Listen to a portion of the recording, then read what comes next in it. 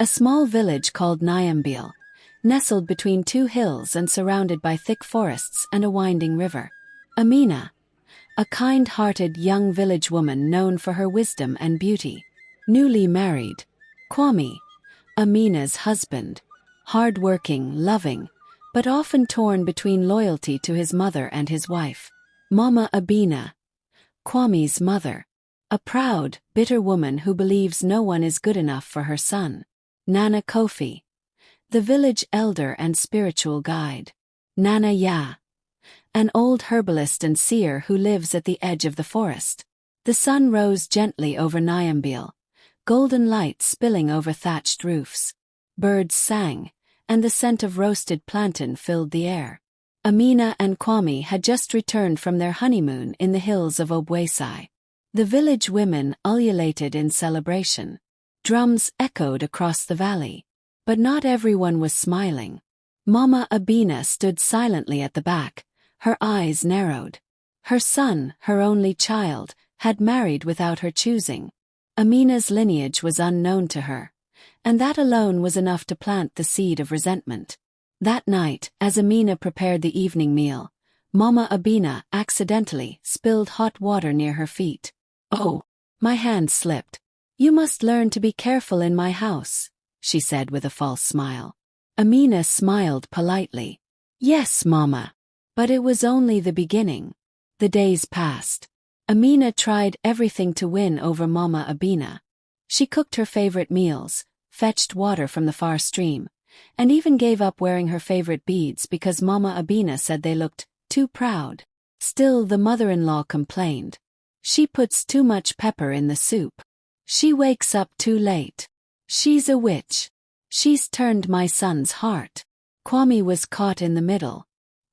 He loved his wife, but he also feared his mother's curses. He begged Amina to endure it for peace. The villagers began to notice. One day, Nana Kofi called Amina aside. "Child," he said, "a woman's strength is not only in her silence but also in her spirit. You are like the fire beneath the calabash. Hidden but powerful. Be watchful." Amina nodded, tears in her eyes. Mama Amina's jealousy grew like a thorny vine. When her son began building a new home with Amina, she plotted to destroy their peace. One morning, she rushed into the village square, wailing, "Amina has poisoned me. I found charms under my bed. She's trying to kill me for my son's inheritance." The village gasped. Kwame stood in shock. "Amina, is it true?" "I have done no such thing," Amina said, her voice calm but firm. A trial was called. Nana Kofi and Nana Ya, the old seer, would preside. At the gathering, Mama Amina brought out a small pouch of black powder and a piece of red cloth. "This was under my mat. Ask her where she got it." Before Amina could speak, Nana Ya stepped forward. "That charm was planted by a bitter hand," she said. "Let the forest spirits speak." She threw cowrie shells and ashes into a fire. The flames turned blue. "The ancestors has spoken." The truth was revealed. The pouch belonged to Mama Amina, traced by a unique herb only she used for her knee pains.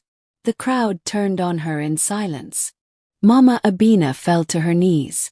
Her plan had failed, and her shame burned hotter than the sun. "I only wanted my son to stay mine," she sobbed. "I feared losing him." Amina stepped forward. "You did not lose him, Mama. You just never shared him." The village was stunned by her grace. Kwame, moved to tears, knelt beside Amina. "I see clearly now. Forgive me." Mama Amina was banished for 3 moons to live with the elders and learn humility. During that time, Amina visited her with food and herbs, saying, "Hate will not be my inheritance." 3 moons passed. When Mama Amina returned, she was changed. She walked with a cane but spoke with gentleness. In front of the whole village, she bowed before Amina. "I wronged you, my daughter. You are stronger than I ever was."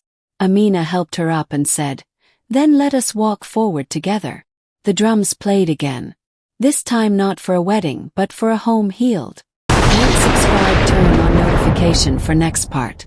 Also comment, give your opinion, thank you.